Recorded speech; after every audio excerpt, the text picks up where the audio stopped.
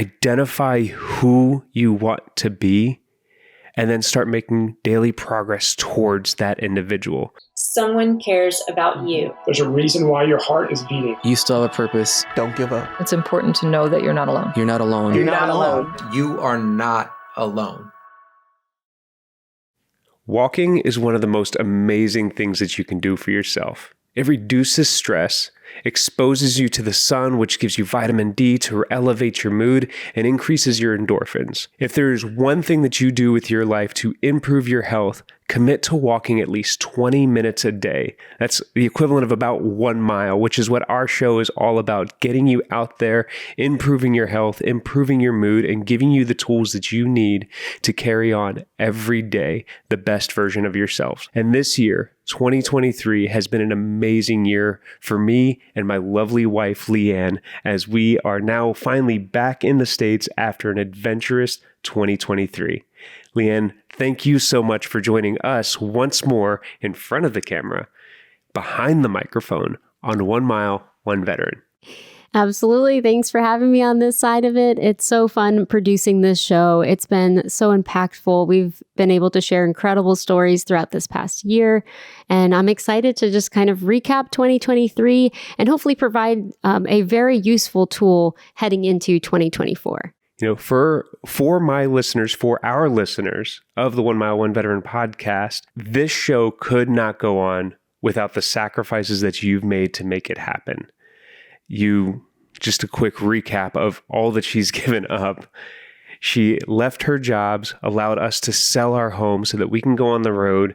And it wasn't all just, doom and gloom, sitting in dark hotel rooms and Airbnbs and living a life that is so all-consuming that we didn't get to have some fun. We actually had the opportunity to travel to Europe, Africa, Canada, and now we're back in the States here to visit some family at the close of the year, and also met a lot of our guests because we interviewed most of them virtually.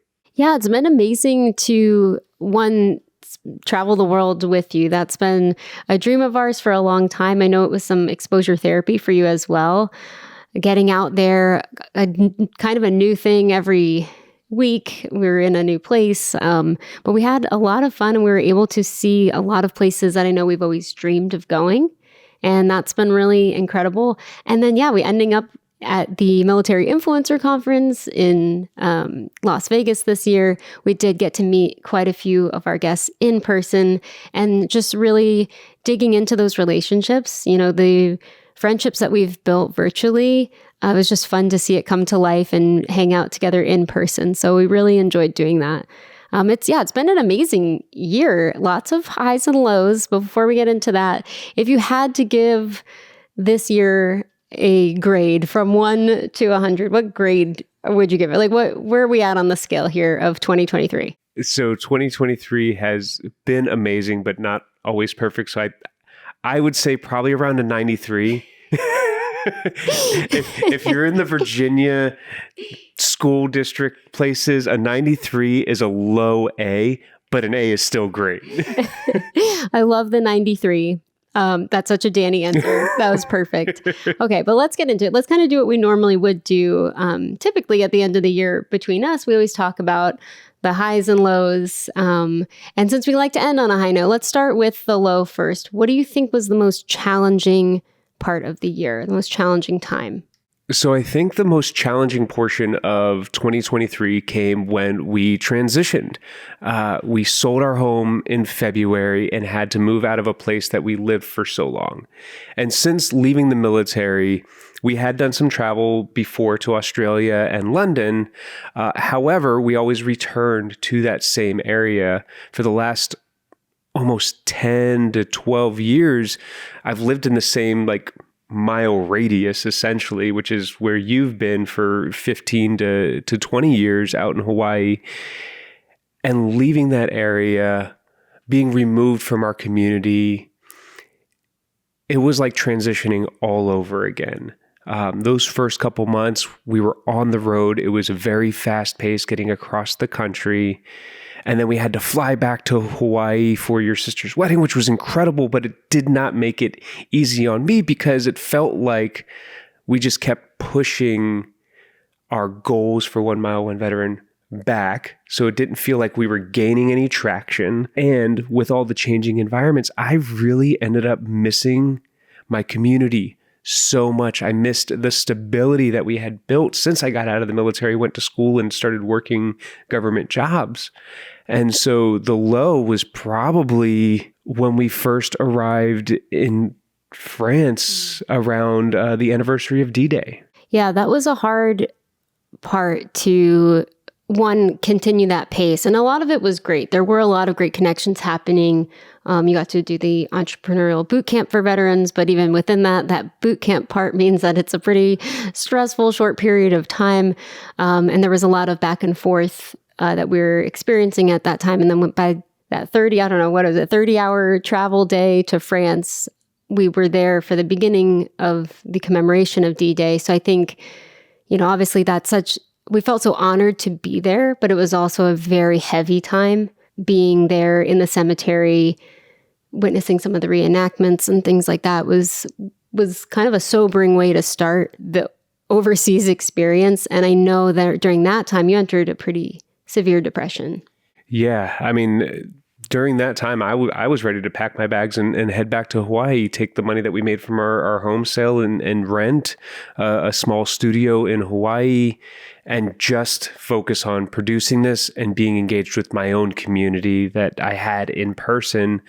Because at the time, the virtual one was new for both of us, even though I have a virtual support group of veterans that I meet with weekly. That was still relatively new. I had only known those guys for about a year, or that group for about a year. And so, yeah, I was just ready to pack it in and say, you know what, I can't do this. This is just something that is asking too much of a veteran with PTSD and depression to remove me from my physically supportive environment and say, let's go travel the world and be around foreign languages, foreign people, foreign foods, foreign places, cities, changing environments all the time. And on top of that, it was coupled with anniversaries of losses. Very true. So a lot of my triggering times of years was already occurring. So we're just stacking things upon stacking things upon stacking things. That was definitely a perfect storm of challenging experiences. So that was the hard times. What do you think was the highest point of 2023? Give us the highlights. The highest point coming out of 2023 was about 2 months after the most depressing point. We were in Egypt. And I remember being in joyful tears that I was able to be in the cradle of civilization once more, traveling through the deserts, seeing some of the earliest buildings that are still in existence, learning the history. And one of the things that touched my heart the most was chatting with our tour guides and the people of Egypt and remembering the connection that I had with my brothers in arms in Iraq and Afghanistan. And I remember talking to my veteran support group about just how blessed I had felt because 10 years prior, I could not have imagined even hearing the morning prayer of a mosque, let alone being in a city that is Muslim and Arabic speaking. And I just felt so free and enthused to be there. And it was just one of the most incredible experiences. And that was just 2 months after ready to pack my bags and bring us home. It's incredible the transformations that can happen. And yes, Egypt, it was kind of a spontaneous thing too. We were in Greece where I feel like you were thriving. And it was just, where are we going next? And 10 days before we needed to leave Greece, we booked tickets to Egypt. And that was kind of this spontaneous adventure. We didn't really know what to expect. I was a little apprehensive because I know that it is very similar. A lot of the same triggers that you mentioned to your time in Iraq. And so I was nervous going into it, but you handled it better than anyone I could have imagined. And it was ended up being, I think, really, the highlight of the year. It was absolutely incredible. Highly recommend. The people in Egypt are absolutely incredible. So awesome time. I can't wait to see the video that you put out, because just so that our listeners get an understanding, one of the moments that she's talking about is we had an 8-hour drive out into the desert to this beautiful place called Siwa, and she's going to explain this in a video that she puts together later on This Is Mayberry YouTube channel. And our driver didn't speak any English. We couldn't hold on to our passports because we were going through military checkpoints all the way towards the Libyan border. And then at the end of that 8-hour drive, we went out into the sand desert to do some dune bashing, which was really, really awesome. And an armed Egyptian soldier dressed in civilian clothes gets in the passenger seat of our vehicle for this 4-hour excursion. And I was just sitting there relaxed as you've ever seen me. You were almost too calm. I was like, I need you to be a little bit more concerned about, no, just, it was, it was very unexpected. None of that was really communicated to us. So I think that was the thing that was getting to us a little bit of like, what's happening? It was such an adventure. That was such an adventure. Yes, shameless plug. This is Mayberry on YouTube if you want to see all of our travel adventures. But yeah, it was really an amazing time. So you went from, as you said, kind of the lowest of lows of the year in France, to living your best life in Egypt, all while still producing the podcast from the road and living inexpensively overseas. What was the turning point? How did you go from that severe depression to really seizing life? There was something that I had learned years ago, and it was the importance of building a strong foundation, especially even just a strong daily foundation. I couldn't rest on the things that I had done in the past. And so I looked back over the things that I had done and what had driven me forward to the point where, I was able to get my bachelor's, my master's, become a servant leader at our church, work my way up to a GS-11 within public affairs. And it was about starting my day off right. And so about mid-trip in France, I was brought to a recovery meeting in France, English speaking, and I was surrounded by people that were experiencing similar things as me, and like that was part of my foundation. And then the other part was what I've come to call I rise in the morning, or I rise to the challenge. And that's the acronym that I began implementing every day, is this RISE mentality. I love it. It's really been a game changer. The shift was so noticeable. It was night and day. And I remember thinking too, because it was my brother-in-law, Brandon, who had brought you to the support meeting. They just so happened to be honeymooning in Paris at the time. We didn't crash. We were invited. And so we went on over and spent some time with them. And I know he brought you to that meeting. And I remember some of the insecurities that I started to feel during that time, because all of a sudden, it seemed like you were a different person. You were in an entirely different headspace. And I started thinking, was it just me? I wasn't able to pull you out of the funk. I feel like sometimes people who don't have a mental health condition feel responsible for those that do. And so I think I tried everything I could think of and it wasn't working. And so when Brandon was able to bring you to the meeting and I started to see that change, I know some of those insecurities started to pour out, but it wasn't about me. It was about you and what you were experiencing. And I could not be more grateful to Brandon. Brandon, thank you so much. I know you're a listener as well. We appreciate you and we love you. And I think it's so important to have people in your life like him, who is close to you, who understands what you're going through and knew exactly what to do. And I'm very grateful for the community that we've built throughout this time. And then, as you mentioned, the morning routine, absolute game changer of a thing to add into your life. Can you walk us through? You said it's called RISE because military loves their acronyms. What does RISE stand for? Yeah, and we love our acronyms because we can't remember much of anything anyways. But acronyms are great mnemonic devices to help us get through. So RISE, R-I-S-E. I'm going to read first thing in the morning. I'm going to inquire or ask of myself. Inquire is a $5 word for ask. I'm going to ask myself, who am I? Who am I trying to be today? What am I on to? And then I'm going to sit in silence, find out what thoughts are just lingering in my head, and then I'm going to energize my day. I'm going to get in that daily walk. If I don't feel up to physical exercise and exertion, I'm just going to go out and I'm going to energize my day by just getting in a walk. Awesome. All of that sounds really simple, but we know it's not easy. And I want to break each one of those down because I want to not just give people the what, but the how. So let's take that first part, the reading.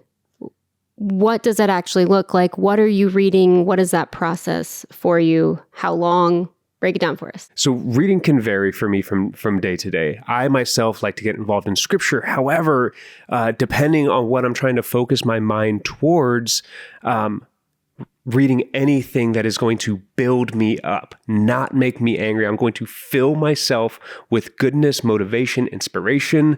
This is where a lot of people find their mentors. They find their mentors in books.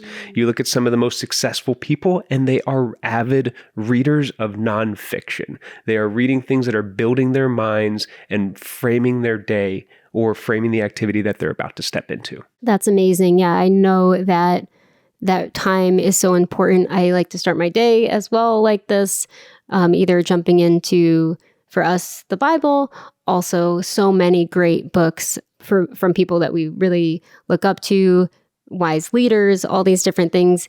Also people in the veteran space. There's so many great veteran books that we've read this year, including, I want to talk about John Davis's 365 affirmations. It's not something that you have to sit and read for, 20 to 30 minutes a day, though you could.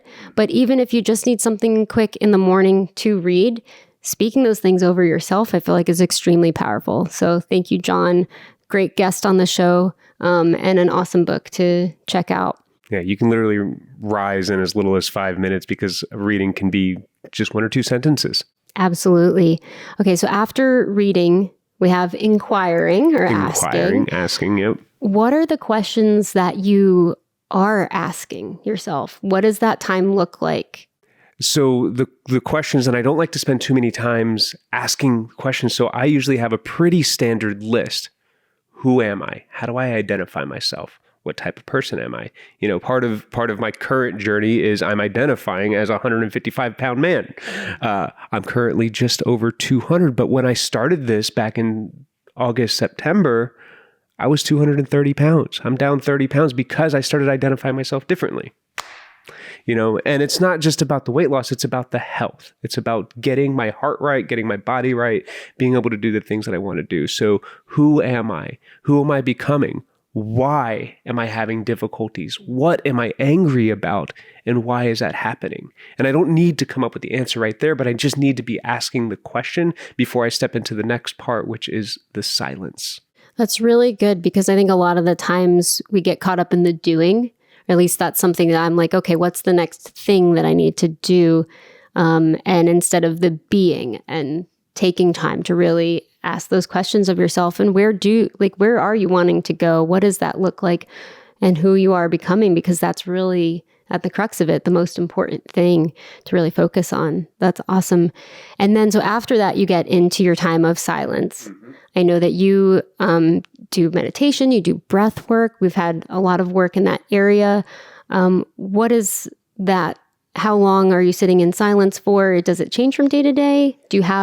Is it just sitting in silence or do you have prompts? So it really varies. Sometimes it's literally just 5 minutes of silence. I set a timer on my watch and I just sit and I listen to whatever thoughts come to mind. And then I just acknowledge that they're there. And a lot of the times my mind is just filled with so many thoughts, but it lets me know where I'm fixating in life, where my mind is either stuck or what I'm aspiring to be. It starts to even potentially answer some of those questions all by itself. But the most important part is that I'm just letting my body relax. I'm breathing. When I was in Greece, I had started with our friend Jamie's Mind, Body, Aloha. He has a warrior series that he does. He has a 5-day, a 7-day, a 21-day thing that he does. Check out Mind, Body, Aloha. Jamie, thank you so much for giving me access to that because that's what kind of kicked me out of it when we were in Greece and got my day really started. His breathing exercises, it was a really cool experiment, really got me going. And then and other times, like there's tools like Headspace, there's guided meditation. I know like the VA and the Navy have free ones. If you go to their behavioral health stuff, you can download some of those apps, or we have the Apple subscription. So I use a lot of their meditation within their fitness app. And so, anything from 60 seconds, 2 minutes to, I think the most that I do at any one time is about 20. And sometimes I doze off, sometimes I, but it's been a really good thing to just kind of center myself and try to clear out some of the cobwebs, especially first thing in the morning, or even like if I've had a tough day, to revisit Rise. That's a really great point as well. I think it's so awesome to watch you in that meditation silence space, because so often I've felt like when I'm meditating, I'm doing it wrong. That's all I keep thinking about is like all these thoughts keep pouring in. Oh no, I'm thinking about something in my mind. That's not how you're supposed to do it, but that's not the case. It really is about just spending that time in silence. Thoughts will come, you acknowledge it, and then you move on. And it is a practice of that, right? And so really focusing, being present, and it's okay. You can't really do it wrong. Sit down and let it happen. Have some grace with yourself, I think, is a big thing. And that's always a good lesson for all of us. So those first 3 parts of the morning routine are really introspective. But we know that our physical health is also a big component of our mental health. So that last part, energize. I know you mentioned taking a walk. You could obviously listen to the 1 Mile, 1 Veteran podcast while doing so. But other than walking, what does your energized portion look like? So for me, the energizing, it's, again, one of those things that shifts. It really depends on the day. If the day is very, very involved, sometimes we do sunrise hikes. Other times, we're not having to do something until 10 a.m. And so it really varies. A lot of the times it is even just a 5-minute walk, just a walk around the space, get my body moving, get my blood pressure up just a little bit. Because if I end up sitting for too long, or if I end up staying in a place for too long, I'll end up probably switching on YouTube, or I'll just jump into work and let my mind get bogged back down again without getting my blood pumping. When I was 230 pounds, the walk, it was a bit slower. It was a little less intense. Now that I've dropped some weight, like sometimes I hop on the treadmill and I'll run, for 30 to 40 minutes at a slow pace and just feel good. And again, another plug to another way that you can energize yourself is Jamie's series, the Mind and Body Aloha like Warrior series, is that also gets the blood pumping and the mind racing again. It doesn't have to be intense. If your legs aren't functioning, you can start doing arm circles or just moving them around a little bit. Anything to start engaging your body, because when our physiological body changes, our mind starts to change.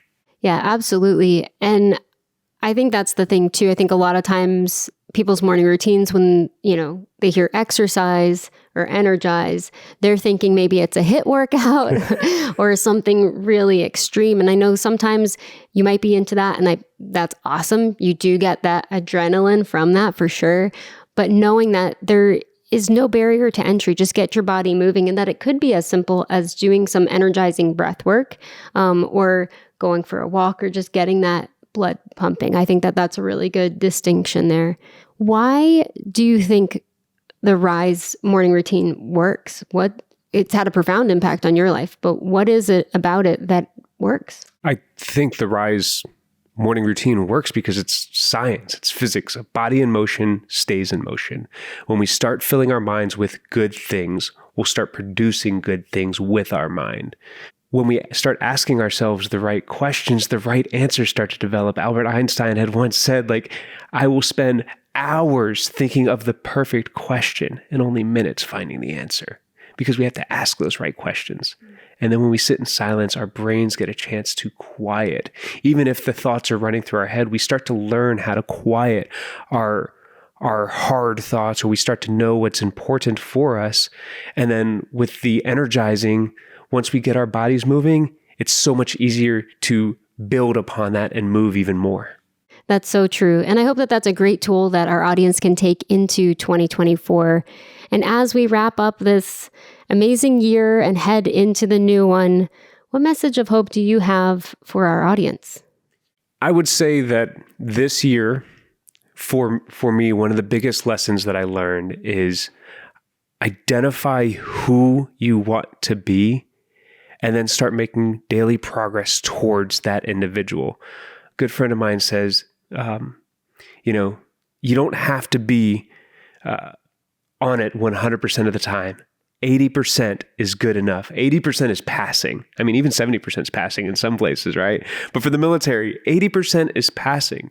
So remember to have that grace with yourself when you're not adding up to the person that you envision yourself being, but envision yourself being a good person. Because once you start envisioning yourself as a good person, you start doing the things a good person does.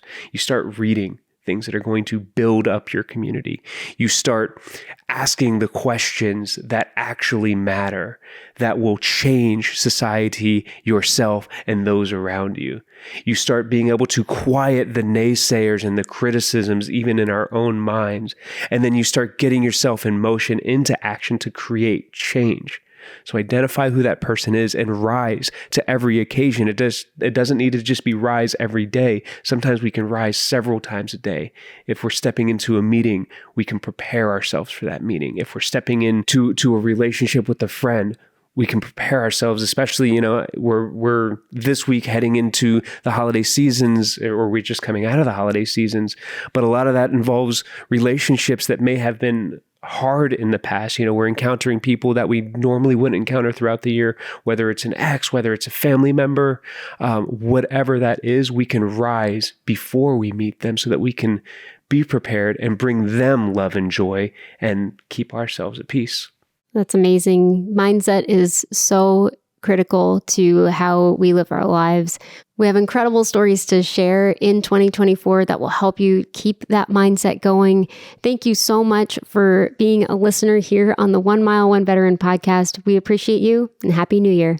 And I hope you enjoyed your walk today and the time here with my lovely wife, Leigh Anne, your producer, the one that makes this all possible. Don't forget that we do have a virtual walking community on Strava at 1 Mile, 1 Veteran. So if you are already a member, don't forget to log this walk that you took.